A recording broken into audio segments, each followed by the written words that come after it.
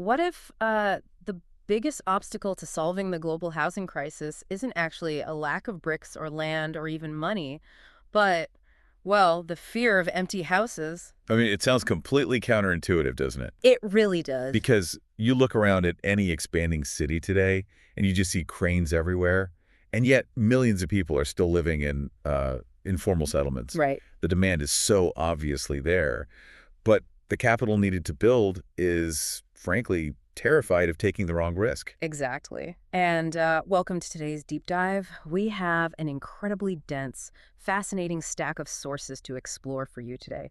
We're looking at a massive initiative that is essentially trying to rewrite the rules of urban development entirely. Yeah, it's a really comprehensive stack. We've got McKinsey reports on global housing affordability, Kenya's Vision 2030 blueprints, the highly detailed 2026 budget policy statement, the Ndungu report on land grabs, and the government's affordable housing program guidelines. It is a phenomenal collection because these documents give us this rare, under-the-hood look at how a nation is attempting to re-engineer its entire housing market from the ground up. Moving away from those fragmented small-scale projects. Moving toward massive state-backed industrialization. So our mission today, for you listening, is to unpack Kenya's affordable housing program. We want to understand exactly why it was instituted, the actual mechanics of how they are trying to get this 250,000 units a year. Which is a staggering number. It really is. And we'll look at the transformative ripple effects this has on everything from your daily commute to the local informal artisans in the community. And, to really grasp what Kenya is attempting here, we kind of had to start by zooming out. Okay, let's zoom out. Because before we can understand the specific financial or, policy solutions, we have to understand the sheer scale of the problem. This isn't just a local Nairobi headache. No, definitely not. It's a structural crisis of supply versus demand that cities globally are just failing to solve. Right, because I was looking at the McKinsey reports in our stack, and I'm honestly struggling to understand how places like California or London, places which have near infinite capital, right, how are they failing so badly at just building houses? That's a great question. Why is this such a universal bottleneck?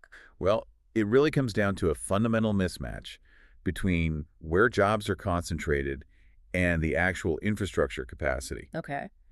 To put it in perspective, using the data from those reports, between 2009 and 2014, California added roughly 544,000 new households. Wow. Right. But they built far fewer units to actually hold them, only about 467,000. So they were basically at a deficit from day one. Exactly. And that cumulative shortfall compounds year after year after year. Makes sense. And then you look at London, they saw this massive economic boom, but home completions only rose by 10%, which obviously drove prices up 5 times over. 5 times? That's insane. Yeah, when jobs concentrate in urban centers, demand for housing just skyrockets. But the supply simply cannot keep pace because of, lack of land, restrictive zoning laws, and incredibly volatile construction costs. So, okay, if London and California are struggling with those metrics, what does this actually look like on the ground in Kenya? Because Nairobi is experiencing some of the most rapid urbanization on the continent right now. The pressure is immense. According to the Vision 2030 documents, Kenya currently faces a national housing deficit of 2 million homes. 2 million. 2 million. And that deficit isn't static either. It is growing by 250,000 units every single year. Wow. Okay. 2 million homes short. And the thing is, when a city has a deficit that large, people don't just disappear, They have to go somewhere. Exactly. And that somewhere is the absolute margins of the city. Right. This is the structural mechanism of urban sprawl. When people are priced out of the formal housing market, they get pushed outward into unplanned informal settlements. Which is what we see in so many rapidly growing cities. Yeah, and the sources highlight that this is exactly where the cascading failures of infrastructure begin. Because the city wasn't designed to support people way out there. Right. Initiatives like the Kenya Slum Upgrading Program or CanaSoup, they've been trying to address this, but the underlying pressure of that 2 million deficit just keeps pushing the boundaries outward. Let's talk about the reality of that sprawl for the listener. What actually happens to a city's ecosystem when it just bleeds outward without a solid plan? Honestly. Total infrastructure collapse. Yikes. Because when settlements form organically and without planning, they lack access to what urban planners call trunk infrastructure. Trunk infrastructure. Break that down for us. We are talking about the basic arteries of a functional city. So clean piped water supply, waste disposal, effective sewer systems. The stuff you don't think about until it's gone. Exactly. And you end up with densely packed populations without the sanitary frameworks required to support them, which of course triggers public health crises. Not to mention the sheer economic drain of the commute.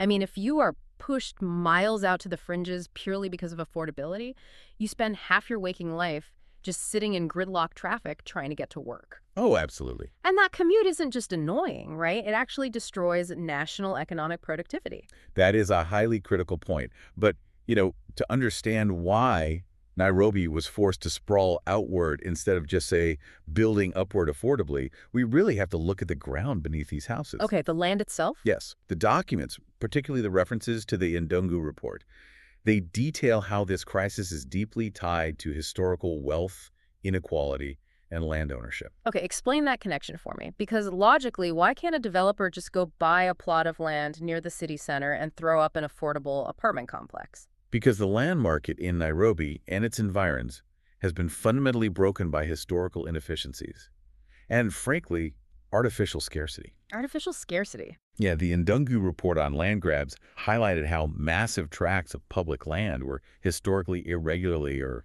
illegally allocated. So you have a few people basically hoarding land as a speculative asset rather than actually developing it. Precisely. This hoarding, combined with a ton of incompatible overlapping land laws, it created these severe disparities in land ownership. Which drives up the price. Exactly. It drove land prices in Nairobi so artificially high that affordable housing just became mathematically impossible. Right.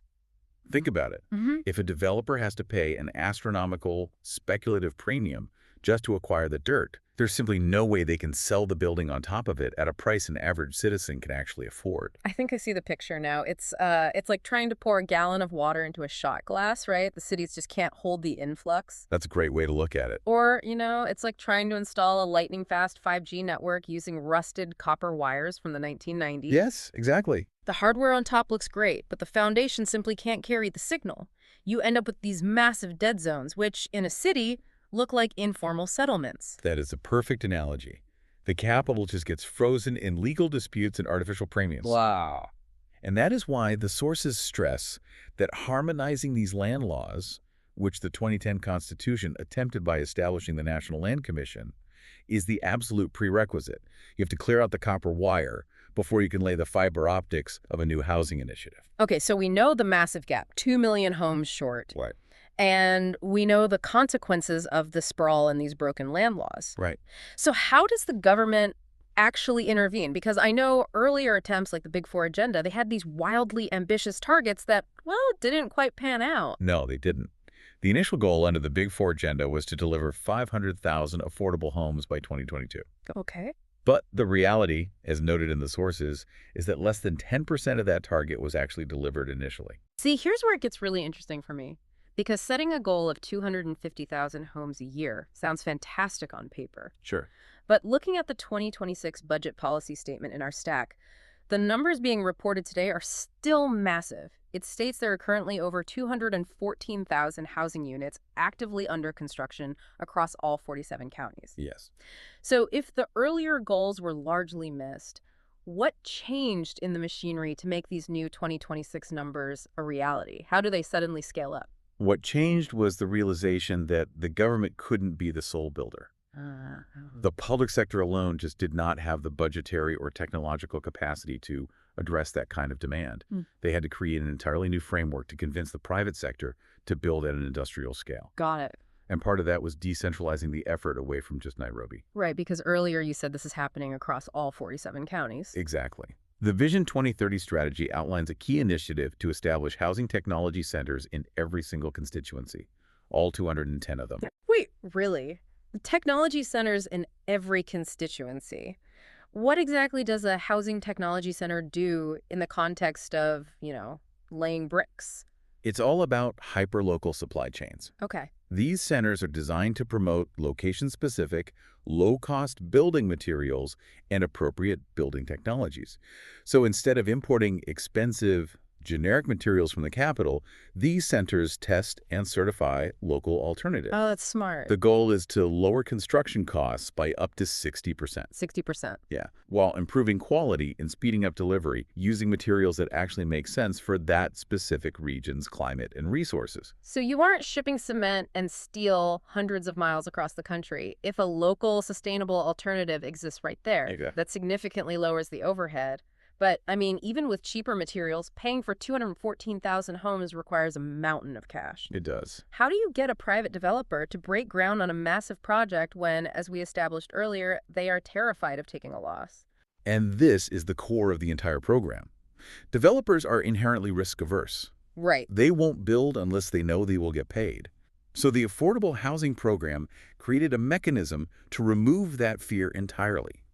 They provide what the documents call an offtake undertaking. Okay, let me make sure I understand that. An offtake undertaking, does that mean the government is stepping in as the guaranteed buyer? Exactly. It means the developer doesn't have to worry about finding 1,000 individual buyers for their 1,000-unit apartment complex. Oh, wow. The government basically guarantees that the units will be purchased upon completion. By providing a ready market, they completely remove the developer's biggest fear, which is market risk. If I'm a developer, my biggest nightmare is building 1,000 homes and watching them sit empty. But here, the government is essentially playing the ultimate matchmaker, guaranteeing the sale. It's a massive economic safety net. It really is. But wait, hold on. I'm playing devil's advocate here on behalf of the listener. Go for it. The government can't just promise to buy hundreds of thousands of houses without having the cash to back it up. Where is this massive pool of money actually coming from to guarantee these developers? And this is where we have to look at the Affordable Housing Fund. Right. It is fueled by a mandatory 1.5% deduction from employees' gross salaries, which is then matched by their employers. Okay, so you're telling me the solution to people not having enough money to afford homes is to forcibly deduct 1.5% from the paychecks they are already struggling to live on? I know how it sounds.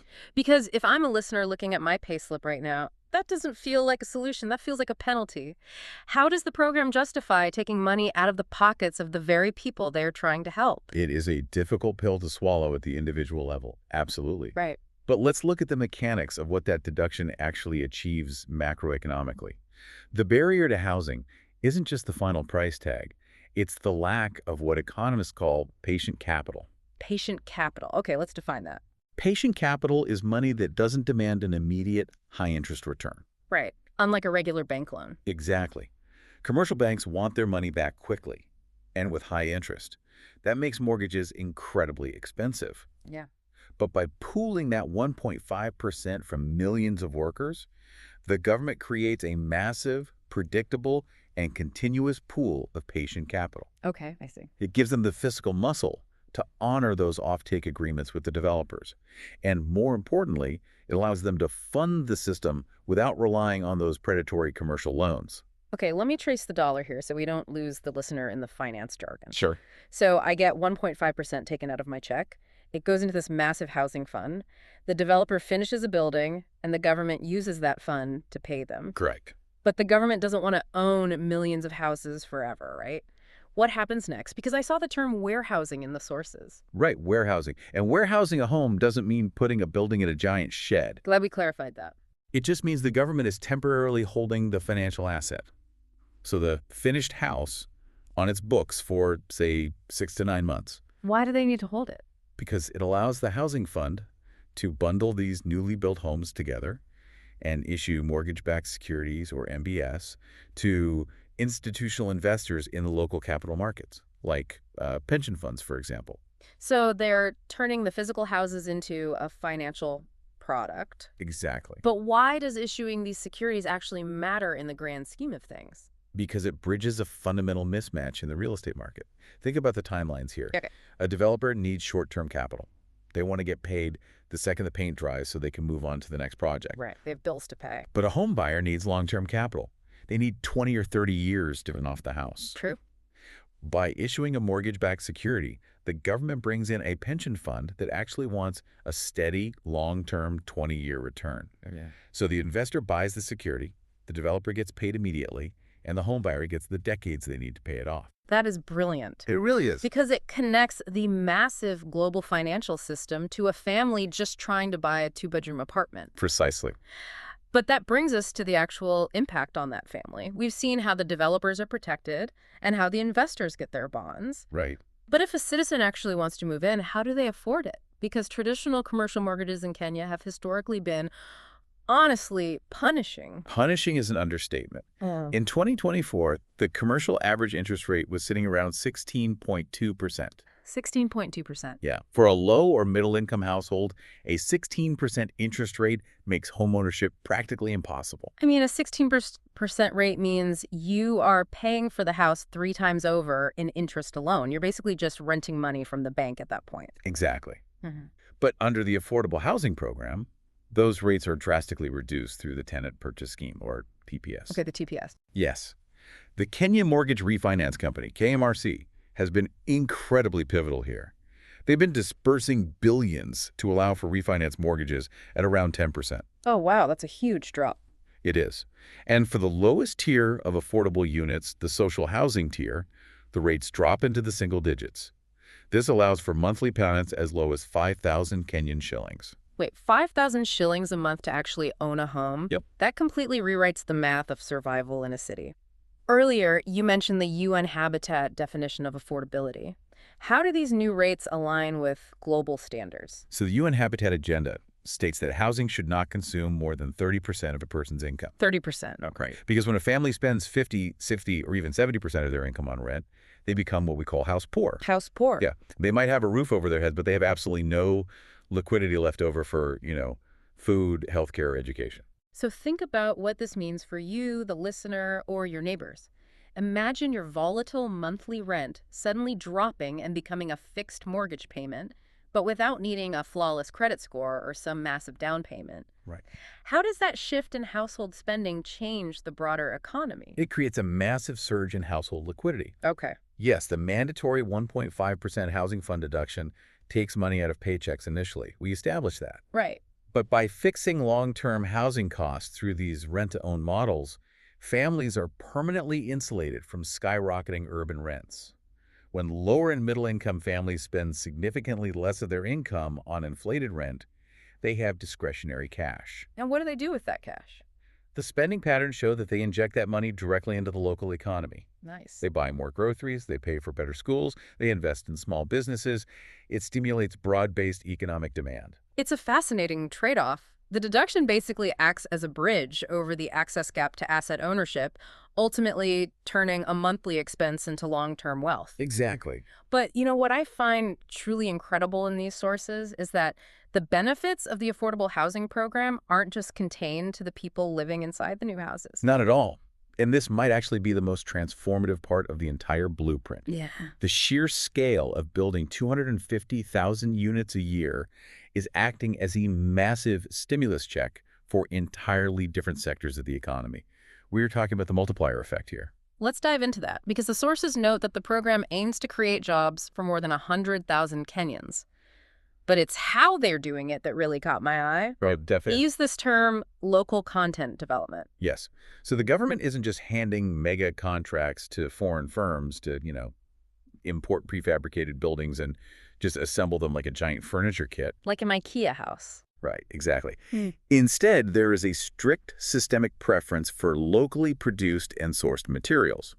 And this specifically targets the integration of micro, small, and medium enterprises, or MSMEs, and the Jua Kali sector. The Jua Kali, the informal artisans, welders, and tradespeople who really form the absolute backbone of Kenya's working economy. Yes. But how does an informal artisan, say, making hinges on the side of the road, actually get involved in a multi-billion shilling state project? Through formalization and upskilling. Okay, explain that. Historically, the Jua Kali sector operated completely in the background. They rarely benefited from massive state infrastructure projects because they just didn't have the corporate structures or the standardized quality controls required for government procurement. That makes sense. You can't just buy 1,000 doors without a contract. Exactly. Huh. But this program links them directly to the development pipeline. They are being organized, their skill sets are being improved to meet standardized building codes, and they are being contracted directly to supply the materials. So what does this all mean? we aren't just importing generic prefabricated buildings, we're upskilling local artisans. Yep. It's like a double win. One family gets a home, and the artisan next door gets a formalized job supplying the doors for that home. They aren't just getting a temporary job sweeping the construction site. No, not at all. They are being contracted to build the actual components, the doors, the window frames, the hinges, the plumbing fixtures. Wow. And this raises a really crucial point about national economic strategy. It turns housing from a basic social service, something the government just has to spend money on, to keep people sheltered, into a primary engine for industrial development. That's a huge paradigm shift. It is. By formalizing the Jua Kali sector, improving their manufacturing capabilities, and guaranteeing them a massive, consistent buyer, you are actively reducing poverty while building a domestic manufacturing base. When you step back and look at the whole architecture of this, harmonizing the broken land laws to create space, taxing paychecks to guarantee buyers and pool patient capital, and then upskilling the Jua Kali artisans to build the components, it stops looking like a housing project and starts looking like an industrial revolution. It really does. And you see it in the budgetary allocations, too. The 2026 budget policy statement, it doesn't just fund walls and roofs. Right. It includes billions for upgrading informal settlements, building fresh produce markets, and expanding the infrastructure around these new hubs. It is a remarkably holistic approach to urbanization.